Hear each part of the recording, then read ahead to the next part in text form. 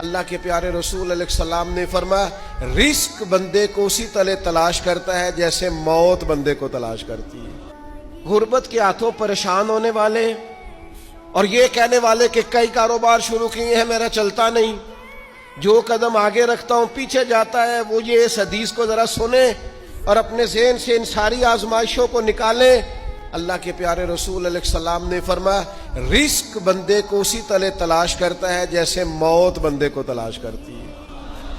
یہ جہاں بھی ہو، جس مقام پہ بھی ہو، جب وقت آتا ہے تو موت پہنچ جاتی ہے نا، تو جب خدا کا ارادہ کرم ہوتا ہے تو رزق بھی پہنچ جاتا ہے۔ آپ محنت جاری رکھیں، کاروبار کرتے رہیں، جدوجہد کرتے رہیں، جو آپ کا ہے وہ آپ تک پہنچ جائے گا۔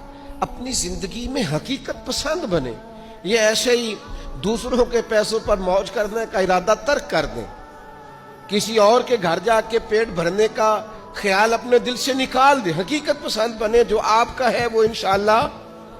حضرت مولا علی شیر خدا رضی اللہ تعالیٰ عنہ نے نا ایک انار اللہ کے بارگاہ میں کسی غریب کو دیا انار، تو آپ فرماتے تھے مجھے اس کے بدلے 10 آئیں گے، چونکہ قرآن کہتا ہے ایک کے بدلے 10۔